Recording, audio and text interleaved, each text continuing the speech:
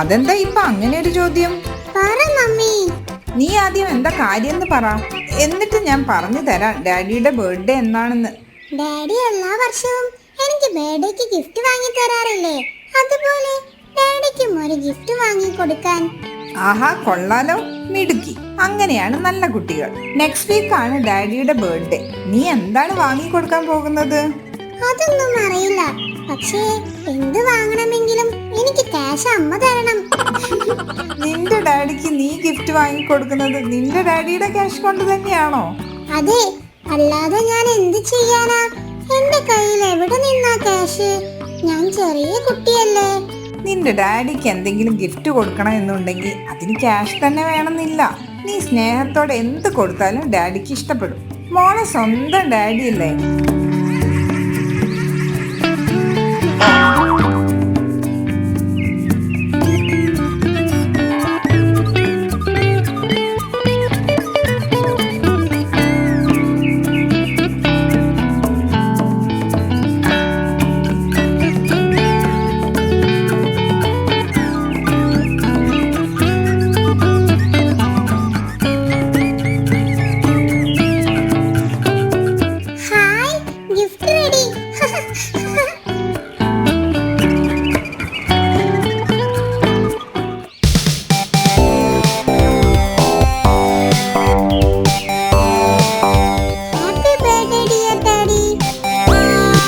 Thank you dear.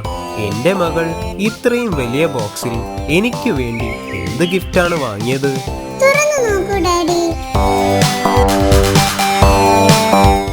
Jomiya, ഇതിൽ ഒന്നുമില്ലല്ലോ മോളെ. നീ ഗിഫ്റ്റ് ഇതിൽ വെക്കാൻ മറന്നോ? ഇല്ല, സൂക്ഷിച്ചു നോക്കൂ ഡാഡി. ഞാൻ ഒരുപാട് കിസസ് ആൻഡ് ഹഗ്സ് ഡാഡിക്ക് വേണ്ടി അതിൽ വെച്ചിട്ടുണ്ട്. How sweet. Thank you dear. ഇതുവരെ ഡാഡിയുടെ ലൈഫിൽ ഇങ്ങനെ ഒരു ഗിഫ്റ്റ് ആരും തന്നെ തന്നിട്ടില്ല. Thank you so much.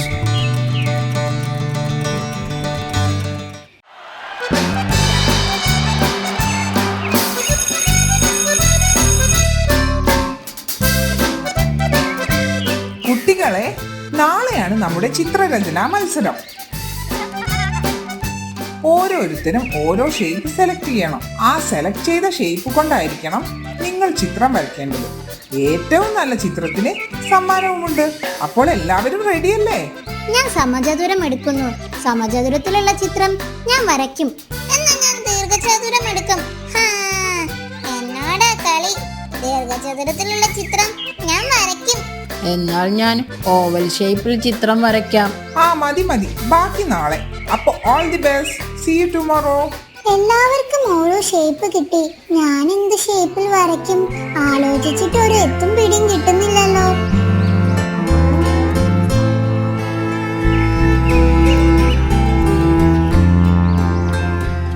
എന്ത് പറ്റി മോളെ? എന്താ മുഖത്തൊരു വാട്ടം? നാളെ സ്കൂളിൽ ചിത്രരചനാ മത്സരമുണ്ട്. ആഹാ, അതിന് സന്തോഷിക്കുകയല്ലേ വേണ്ടത്? അതല്ല അമ്മേ, ഷേപ്പ് വെച്ചിട്ടാ ചിത്രരചനാ മത്സരം സംഘടിപ്പിക്കുന്നത്. ഓരോരുത്തരും ഓരോ ഷേപ്പ് കണ്ടുപിടിച്ച് അത് വെച്ച് വേണം ചിത്രം വരയ്ക്കാൻ. എല്ലാവർക്കും ഓരോ ഷേപ്പായി. ഞാൻ ഏത് ഷേപ്പിൽ വരയ്ക്കുമെന്ന് ആലോചിച്ചിട്ട് ഒരു എത്തും പിടിയും കിട്ടുന്നില്ല മമ്മി. വിഷമിക്കണ്ട, നീ കണ്ണു തുറന്നൊന്ന് നോക്കിക്കേ. ഈ ലോകത്ത് എന്തെല്ലാം ഷേപ്സ് ഉള്ള വസ്തുക്കൾ ഉണ്ടെന്ന്. അത് ശ്രദ്ധിച്ചാൽ തന്നെ നിനക്ക് നാളെ വരയ്ക്കാനുള്ളത് കിട്ടും. മമ്മിയെ സഹായിക്കാം. അത് നല്ലൊരു ഐഡിയ ആണല്ലോ. ഞാനൊന്ന് നോക്കട്ടെ. ജനലൊരു സമചതുരമാണ്. ഈ പന്തൊരു വൃത്താകൃതിയിലുള്ള പന്താണ്. ഇപ്പോൾ എനിക്ക് മനസ്സിലായി. ഞാൻ വൃത്താകൃതിയിലുള്ള പന്ത് വരയ്ക്കും.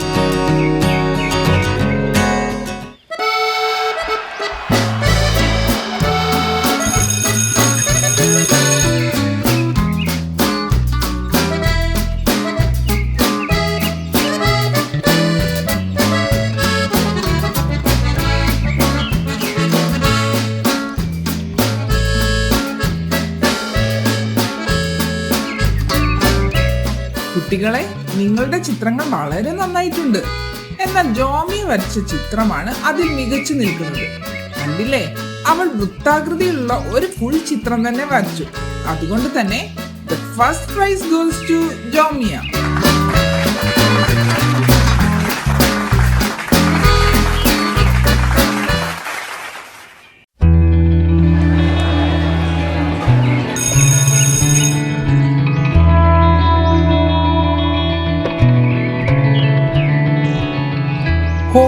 ചെയ്തവരെല്ലാം എഴുന്നേറ്റ് നിന്നേ. എന്തു പറ്റി ജോമിയ? ഈ ഇടയായി പഠിക്കണമെന്ന് യാതൊരു ചിന്തയുമില്ല അല്ലേ? കൈനീട്ട്, ഇനി മറക്കാതിരിക്കാനാണ്. അയ്യോ തല്ലല്ലേ മിസ്, ഇനി ഞാൻ മറക്കില്ല. തല്ലല്ലേ മിസ്, പ്ലീസ് പ്ലീസ് പ്ലീസ്. സ്വപ്നമായിരുന്നോ? ഭാഗ്യം. ഞാൻ ഇന്നും ഹോംവർക്ക് എന്തെങ്കിലും ഒന്ന് ചെയ്തേ പറ്റൂ. ഐഡിയ. ജോമി, എഴുന്നേക്കുന്നില്ലേ? സ്കൂളിൽ പോകേണ്ടേ നിനക്ക്? നേരം വൈകിട്ടോ? വയ്യമ്മേ, സുഖമില്ല. വല്ലാത്ത ക്ഷീണം. പനി വരുന്നുണ്ടോ എന്നൊരു സംശയം. അതെങ്ങനെയാ? കുട എടുക്കാൻ പറഞ്ഞാ എടുക്കില്ല. മഴ കൊണ്ടുവരും, പിന്നെ പനി പിടിക്കില്ലേ?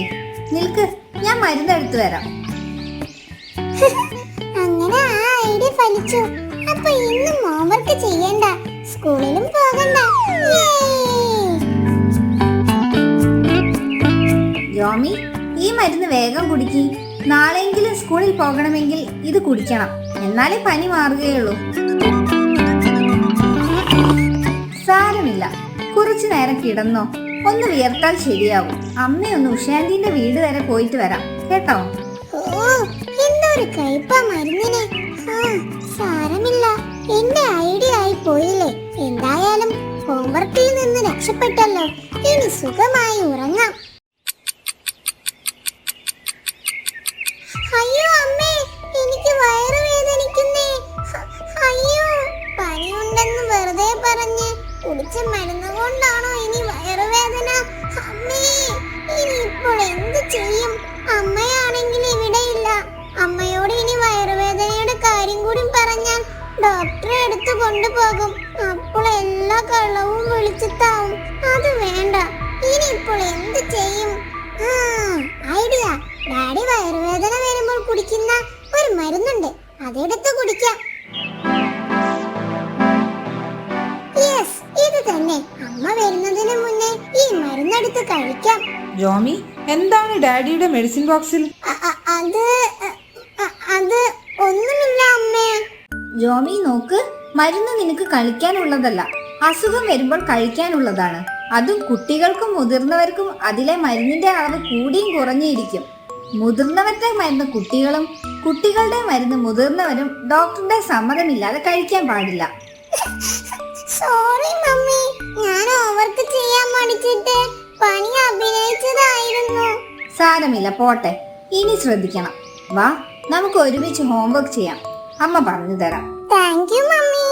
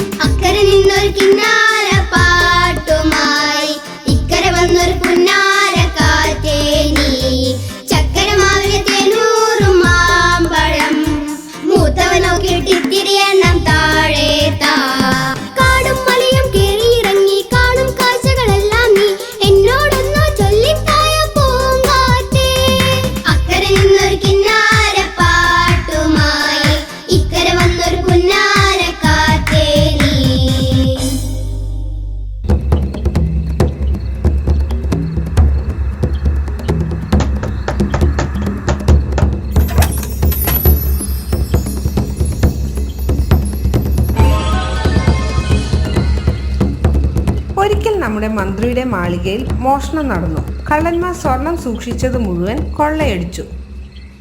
ഈ സംഭവത്തിൽ രാജാവ് അങ്ങേയറ്റം ആശങ്കയിലായി. കൊട്ടാരം ഭടന്മാരോട് രാജ്യം മൊത്തം അരിച്ചു പെറുക്കാൻ ഉത്തരവിട്ടു.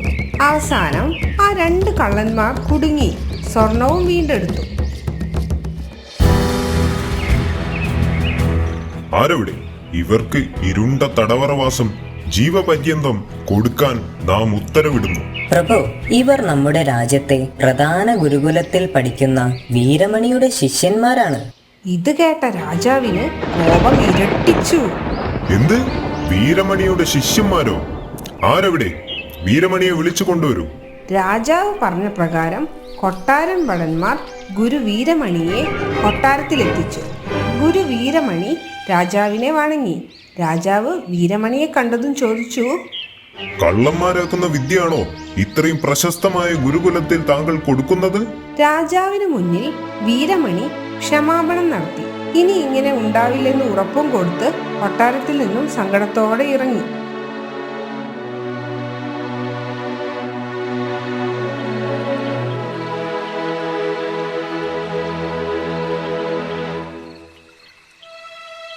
ഞാൻ എന്തായാലും ഒരു തീരുമാനം എടുത്തു. ശിഷ്യന്മാരുടെ എണ്ണം കുറയ്ക്കുക, അല്ലെങ്കിൽ ആശ്രമം പൂട്ടി കോസലപുരത്തേക്ക് പോവുക.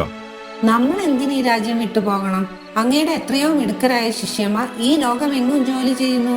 എല്ലാ ശിഷ്യന്മാരും ഒരുപോലെയാകുമോ? രാജാവിന്റെ വിവരക്കേടിന് നമ്മുടെ ആശ്രമം എന്ത് പിഴച്ചു? എങ്കിൽ നല്ലതുപോലെ നോക്കിയിട്ട് ഒരു ശിഷ്യനെ മാത്രം തിരഞ്ഞെടുത്ത് വിദ്യ കൊടുക്കാം. ഗുരുജി അതിനായി തയ്യാറെടുത്തു.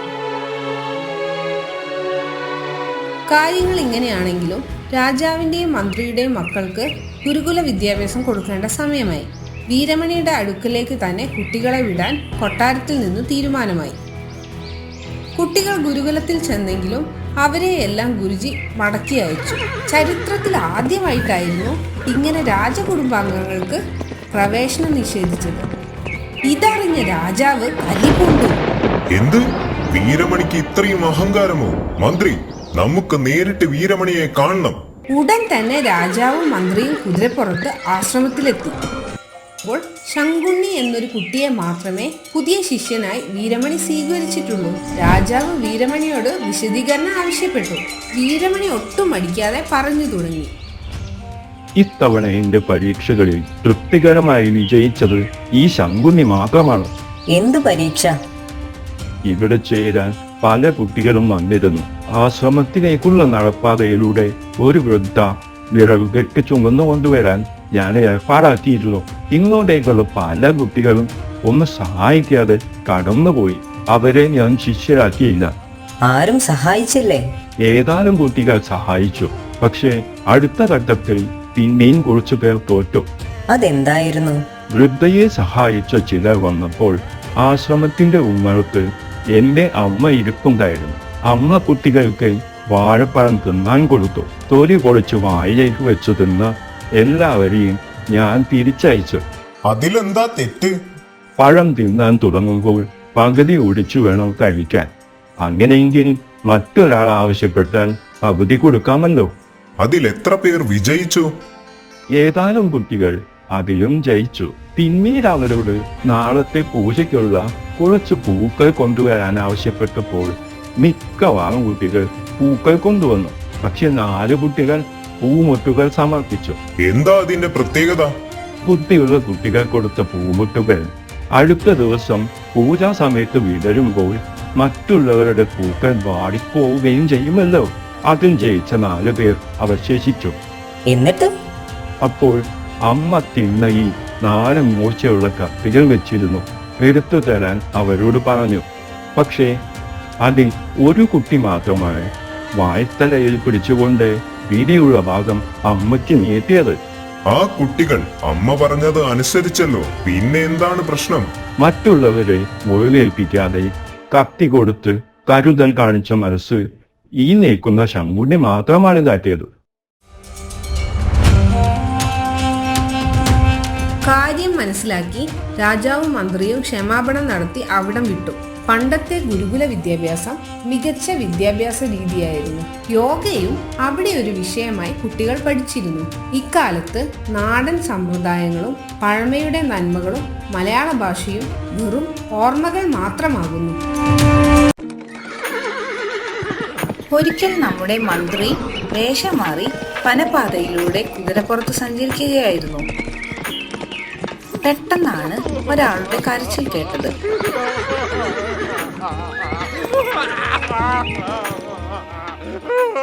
എന്തു പറ്റി? ഞാൻ പട്ടണത്തിലെ ഒരു ചെറിയ കച്ചവടക്കാരനാണ്. പട്ടണത്തിൽ പോയി വരുന്ന സമയം വിശ്രമിക്കാൻ വേണ്ടി ഒന്ന് നിർത്തി. ക്ഷീണം കാരണം മരച്ചുവട്ടിൽ അറിയാതെ ഉറങ്ങിപ്പോയി. ഉറക്കമുണർന്നപ്പോൾ എൻ്റെ കുതിരയെ കാണാനില്ല. തെറ്റിപ്പോയ എൻ്റെ കുതിരയെ അന്വേഷിച്ച് ഞാൻ ഒരുപാട് അലഞ്ഞു. അത് കടന്നു പോകുന്നത് നിങ്ങൾ കണ്ടോ? ഇത് കേട്ട മന്ത്രി ഒന്ന് ആലോചിച്ചു. എന്നിട്ട് പറഞ്ഞു, നിങ്ങളുടെ കുതിരയുടെ കാലിന് എന്തെങ്കിലും പരിക്ക് പറ്റിയിട്ടുണ്ടോ? അതെ അതെ ഉണ്ട്. പട്ടണത്തിൽ നിന്നും ഇന്നലെ രാത്രി വരുന്ന വഴി ഒരു കല്ലിലിടിച്ച് കാലിന് ചെറിയ മുടന്തുണ്ട്. അല്ല, നിങ്ങൾക്കെങ്ങനെ മനസ്സിലായി? നിങ്ങൾ എന്റെ കുതിരയെ കണ്ടു അല്ലേ? വേഗം പറയൂ, എവിടെയാണ് എന്റെ കുതിര? സമാധാനപ്പെടൂ സഹോദര. ഇത് പറഞ്ഞു മന്ത്രി വീണ്ടും ആലോചിച്ചു. എന്നിട്ട് വീണ്ടും ചോദിച്ചു, ആ കുതിരയ്ക്ക് ഒരു കണ്ണ് കാണില്ലായിരുന്നോ? അതെ അതെ. അതിന്റെ ഒരു വശത്ത് ഗോതമ്പും മറുവശത്ത് പഞ്ചസാരയുമായിരുന്നോ നിറച്ചിരുന്നത്? അതെ അതെ, നിങ്ങൾ പറഞ്ഞത് ശരിയാണ്. അപ്പോൾ നിങ്ങൾ എന്റെ കുതിരയെ തീർച്ചയായും കണ്ടിട്ടുണ്ട്. എവിടെയാണ്? വേഗം പറയൂ. വ്യാപാരിയുടെ ക്ഷമ നശിക്കാൻ തുടങ്ങി. വ്യാപാരിയുടെ ചോദ്യം കേട്ട് മന്ത്രി അസ്വസ്ഥനായി. ഞാൻ നിങ്ങളുടെ കുതിരയെ കണ്ടെന്ന് പറഞ്ഞോ? പിന്നെ എന്റെ കുതിരയുടെ വിവരങ്ങൾ കൃത്യമായി നിങ്ങൾക്ക് എങ്ങനെ പറയാൻ കഴിയുന്നു? ഞാൻ എന്റെ നിരീക്ഷണങ്ങളും ഊഹങ്ങളും മാത്രമാണ് പറഞ്ഞത്. അല്ല, നിങ്ങൾ കള്ളം പറയുകയാണ്. നിങ്ങളാണ് എന്റെ കുതിരയെ മോഷ്ടിച്ചത്. ഞാൻ നിങ്ങളുടെ കുതിരയെ കണ്ടിട്ടില്ല. നിങ്ങൾ വീണ്ടും കള്ളം പറയുന്നു. നമുക്ക് രാജാവിന്റെ അടുത്ത് പോയി പ്രശ്നം അവതരിപ്പിക്കാം. രാജാവ് ഇതിന് ഒരു വഴി കാണാതിരിക്കില്ല. ശരി. വ്യാപാരിക്ക് അത് മന്ത്രിയാണെന്ന് മനസ്സിലായിരുന്നില്ല. അങ്ങനെ തർക്കം പരിഹരിക്കാൻ ഇരുവരും കൊട്ടാരത്തിലേക്ക് പുറപ്പെട്ടു.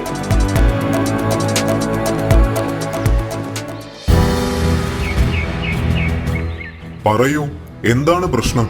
ഞാൻ പട്ടണത്തിൽ പോയി വരുന്ന സമയം വിശ്രമിക്കാൻ വേണ്ടി ഒന്ന് നിർത്തി. ക്ഷീണം കാരണം ഞാൻ മരച്ചുവട്ടിൽ അറിയാതെ ഉറങ്ങിപ്പോയി. ഉറക്കമുണർന്നപ്പോൾ എന്റെ കുതിരയെ കാണാനില്ല. ഇയാളാണ് എന്റെ കുതിരയെ മോഷ്ടിച്ചത്. ഇത് കേട്ട രാജാവ് ചിരിക്കാൻ തുടങ്ങി. നിങ്ങളുടെ കുതിരയെ ഇയാൾ മോഷ്ടിച്ചു എന്നാണോ പറയുന്നത്? അതേ പ്രഭു. ഇത് കേട്ട് രാജാവ് വീണ്ടും ചിരിക്കാൻ തുടങ്ങി. മന്ത്രി, ഇയാൾക്ക് നിങ്ങളെ മനസ്സിലായിട്ടില്ല എന്ന് തോന്നുന്നു. മന്ത്രിയോ? എവിടെ? മന്ത്രി തന്റെ വേഷവിധാനങ്ങൾ അഴിച്ചപ്പോൾ വ്യാപാരി ഞെട്ടിപ്പോയി. വേഷം മാറി നിന്നത് നമ്മുടെ സാക്ഷാൽ മന്ത്രിയായിരുന്നു.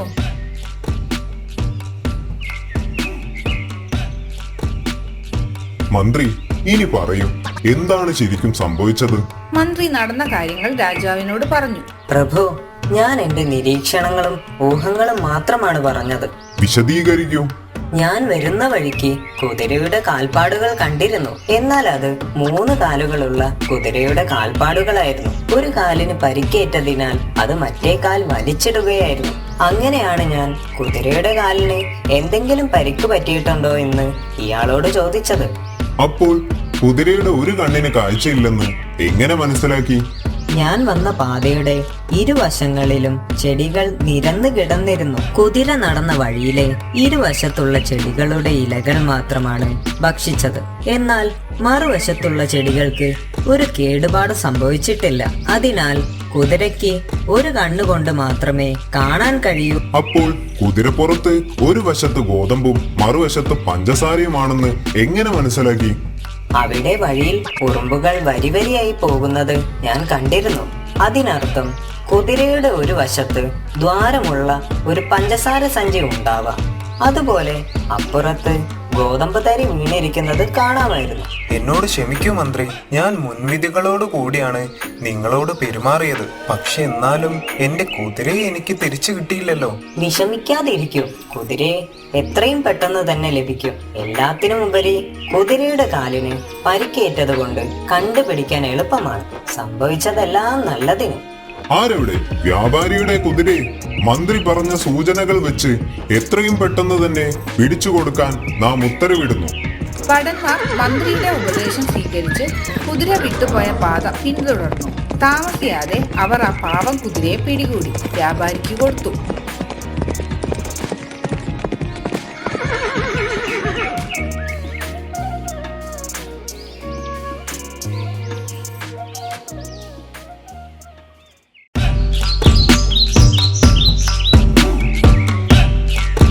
ഒരിക്കൽ പേർഷ്യയിൽ നിന്നും ഒരു കുതിര കച്ചവടക്കാരൻ രാജാവിനെ കാണാൻ കൃഷ്ണപുരത്തേക്ക് വന്നു.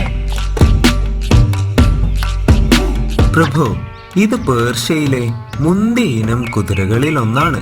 അങ്ങേക്ക് വേണ്ടി ഇതുപോലൊരെണ്ണം ഞാൻ പേർഷ്യയിൽ നിന്നും വരുത്തിക്കോട്ടെ. അതിമനോഹരം. എന്താണ് ഇതിന്റെ പ്രത്യേകത? ഇത് കൃഷ്ണപുരത്തെ കുതിരയേക്കാൾ 10 മടങ്ങ് വേഗത്തിൽ സഞ്ചരിക്കും. ഭലേ ബേഷ്.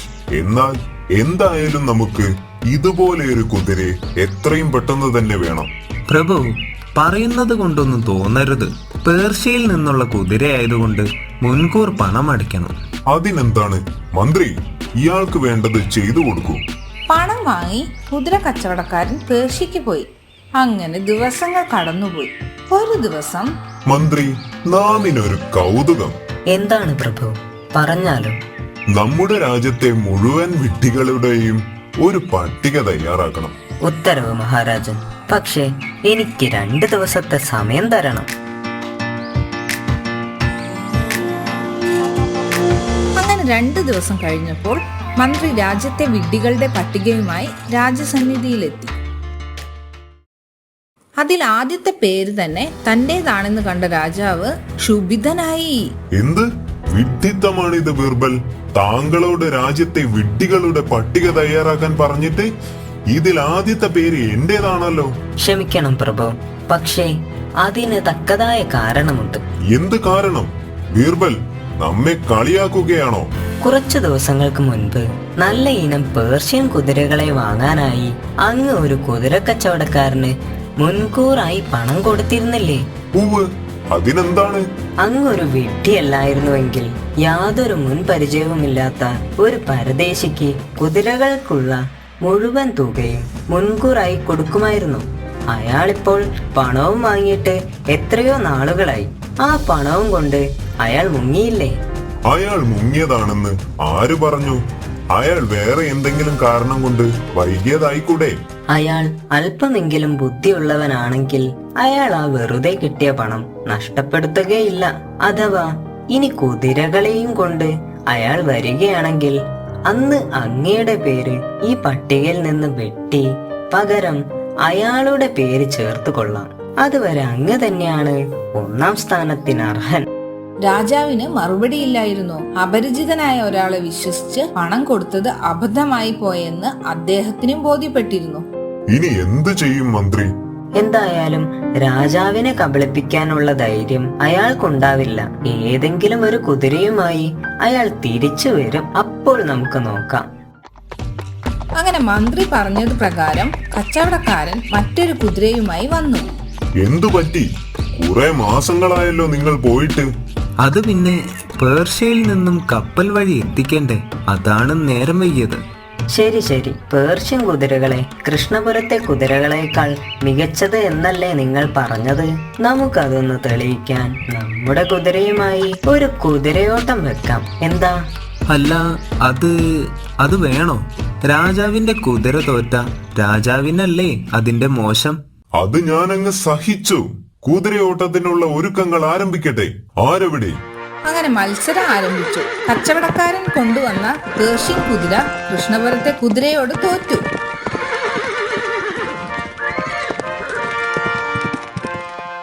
ഇവൻ പറ്റിച്ചു ജീവിക്കുന്ന ആളാണ്. ഇവന്റെ ചതിയിൽപ്പെട്ട ആരെങ്കിലും ഉണ്ടെങ്കിൽ അറിയിക്കൂ. ഉടൻ തന്നെ ഇവനെ തുറങ്കിലടയ്ക്കൂ. അങ്ങനെ മന്ത്രിയുടെ സമയോചിതമായ ഇടപെടൽ കാരണം രാജാവിന്റെ പണം തിരിച്ചു കിട്ടി.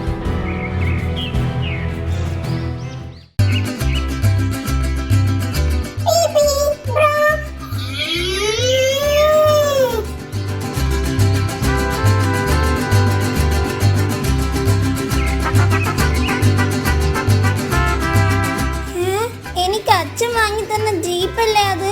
ഇത് വെച്ചിട്ടാണോ അവന്റെ കളി? ശരിയാക്കി തരാം.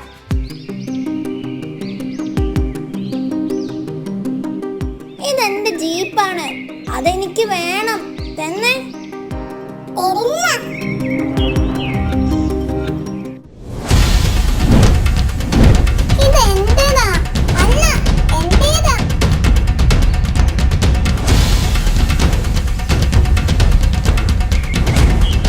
എന്താണ് രണ്ടുപേരും കൂടി പതിവില്ലാത്ത ഒരു പിടിവലി? വിട്ടേ രണ്ടാളും. മുത്തശ്ശി, അതെനിക്ക് അച്ഛൻ വാങ്ങി തന്ന ജീപ്പാണ്, അതാണ് അവൻ എടുത്ത് കളിച്ച് നശിപ്പിക്കുന്നേ. അന്ന് മുത്തശ്ശി, അച്ഛൻ എന്നോട് കൂടെ കളിച്ചോളാൻ പറഞ്ഞിട്ടുണ്ട്. എന്റെയും കൂടിയാണ് വണ്ടി. ആ, അത് രണ്ടുപേർക്കും കൂടിയല്ലേ അച്ഛൻ കളിക്കാൻ വാങ്ങി തന്നത്. അപ്പോ രണ്ടുപേരും കൂടി ഇങ്ങനെ തല്ലി കൂടാൻ പാടുണ്ടോ? ആ രണ്ട് വണ്ടിയും ഇങ്ങ് തന്നേ. മുത്തശ്ശി, ഒരു കാര്യം ചെയ്യാം. ഇത് രണ്ട് വണ്ടിയില്ലേ, ഒരു വണ്ടി ബേബിക്കും ഒരു വണ്ടി മോനും. രണ്ടുപേരും കൂടി കളിച്ചോ. അപ്പൊ തല്ലുണ്ടാക്കാതെ കളിക്കാമല്ലോ രണ്ടുപേർക്കും. സോറി മുത്തശ്ശി, ഇനി ഞങ്ങൾ തല്ലുകൂടില്ല. നല്ല കുട്ടികൾ. ഇതുപോലെ എന്നും തല്ലുകൂടുന്ന ഒരു അണ്ണാൻകുട്ടിയുടെയും തത്തമ്മയുടെയും കഥ കേൾക്കണം എന്റെ കുട്ടികൾക്ക്. എന്നാ കേട്ടോ. പണ്ട് ഒരു കാട്ടിൽ ഒരു വലിയ മാവിൽ ഒരണ്ണൻ താമസിച്ചിരുന്നു.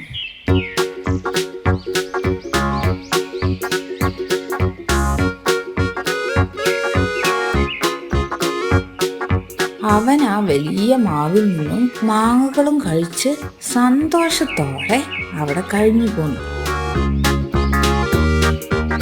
അവൻ അങ്ങനെ രാജകീയമായി മാവിൽ രസിച്ചു താമസിക്കുന്നതിന്റെ ഇടയിലാണ് ഒരു തത്ത അതുവഴി വന്നത്.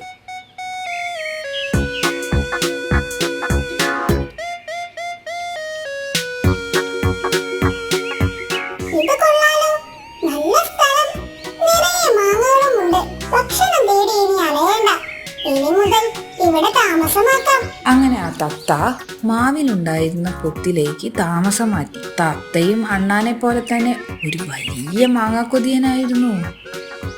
അവനും അണ്ണാനെ പോലെ തന്നെ സദാസമയവും പൊത്തിൽ നിന്നും പഴുത്ത മാങ്ങകളായോ എന്ന് കൊമ്പിലേക്ക് നോക്കിയിരിക്കും.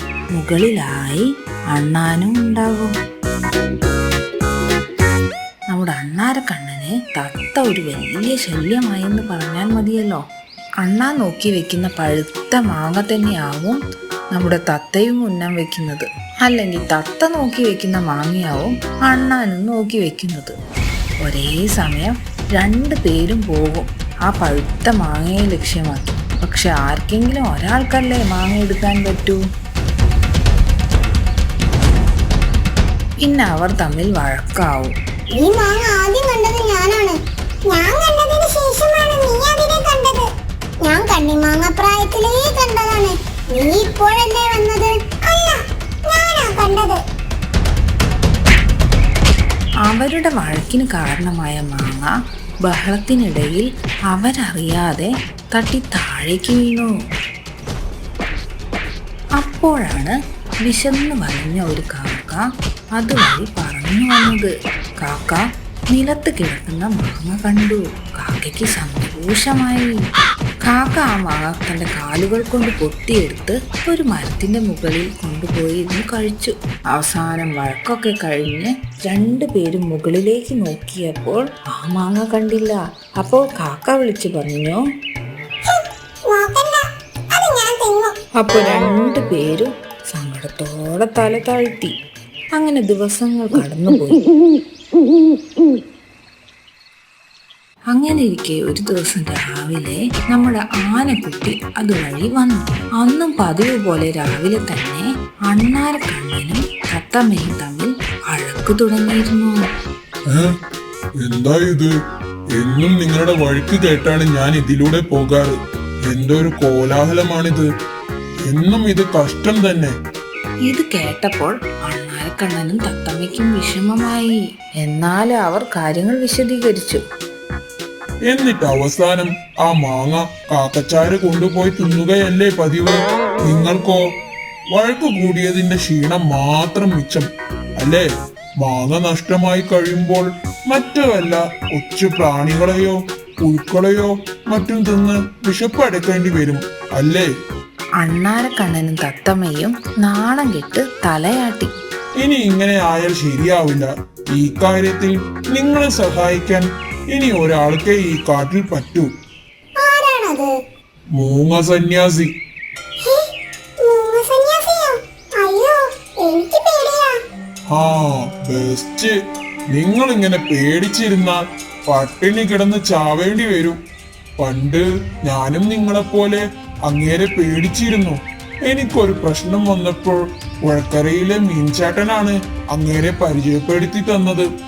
ആദ്യം നിങ്ങളെപ്പോലെ ഞാനും ഒന്ന് പേടിച്ചെങ്കിലും പിന്നെ ഞാൻ പോയി അങ്ങേരെ കണ്ടു. എല്ലാ പ്രശ്നങ്ങൾക്കും പരിഹാരവും പറഞ്ഞു തന്നു. ഇപ്പോൾ ഞാൻ ഹാപ്പി. ഞാൻ പറയാനുള്ളത് പറഞ്ഞു. ഇനിയെല്ലാം നിങ്ങളുടെ ഇഷ്ടം പോലെ. ഇതും പറഞ്ഞ് നമ്മുടെ ആനക്കുട്ടി നടന്നുപോയി. അങ്ങനെ നമ്മുടെ അണ്ണാരക്കണ്ണനും തത്തമ്മയും നമ്മുടെ മൂങ്ങ സന്യാസിയെ കാണാൻ തീരുമാനിച്ചു. അവിടെ ധ്യാനത്തിൽ മുഴുകിയിരിക്കുകയായിരുന്നു നമ്മുടെ മൂങ്ങ സന്യാസി. നമസ്കാരം ചേട്ടാ, ഞങ്ങൾ ആ പുഴക്കരയിലുള്ള ആനച്ചാർ പറഞ്ഞിട്ട് വന്നതാ. എന്തു വേണം? വന്ന കാര്യം പറയൂ. അങ്ങനെ അവർ നടന്ന കാര്യങ്ങളെല്ലാം മൂങ്ങ സന്യാസിയോട് പറഞ്ഞു. ഇത് കേട്ട മൂങ്ങ സന്യാസി പറഞ്ഞു, ഇനി നിങ്ങൾക്ക് മാമ്പഴം കിട്ടുമ്പോൾ അതുമായി എന്റെ അടുത്ത് വരിക. ഞാൻ നിങ്ങളുടെ പ്രശ്നം പരിഹരിച്ചു തരാം. അത് കേട്ടതും അണ്ണാനും തത്തമ്മയും തല ഉലുക്കി സമ്മതിച്ചു. കാരണം അവ എന്നും വഴക്ക് കൂടി മടുത്തിരുന്നു. പിറ്റേന്ന് രാവിലെ മൂങ്ങ സന്യാസി ഉണരുന്നത് തന്നെ അണ്ണാനും തത്തമ്മയും വിളിച്ചിട്ടാണ്.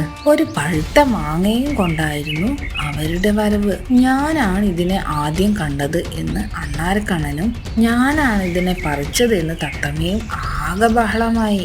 ഒച്ച വയ്ക്കാതെ സമാധാനമായി ഇരിക്കി. എന്നിട്ട് മൂങ്ങ സന്യാസി ആ മാങ്ങ ഒരു കത്തിയെടുത്ത് രണ്ടായി മുറിച്ചു. 2 തുല്യ കഷ്ണങ്ങൾ. ഒരു കഷ്ണം അണ്ണാരക്കണ്ണനും മറ്റേ കഷ്ണം തത്തയ്ക്കും കൊടുത്തു. അവരത് ആദ്യോടെ തിന്നു. നന്ദിയുണ്ട്.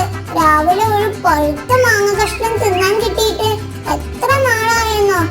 എന്റെ മൂങ്ങച്ചാരെ, നിങ്ങൾ എത്ര എളുപ്പമായിട്ടാണ് ഞങ്ങളുടെ പ്രശ്നം പരിഹരിച്ചു തന്നത്. ഒന്നിലേക്കും എടുത്തു ചാടാതിരിക്കുക. ഈ ലോകത്തിലെ എല്ലാ പ്രശ്നങ്ങൾക്കും പരിഹാരമുണ്ട്. ഒന്ന് സമാധാനമായി ചിന്തിച്ചാൽ മാത്രം മതി. പരിഹാരത്തിനുള്ള വഴി താനെ തെളിഞ്ഞു വരും. ആ പറഞ്ഞത് ശരിയാണ്.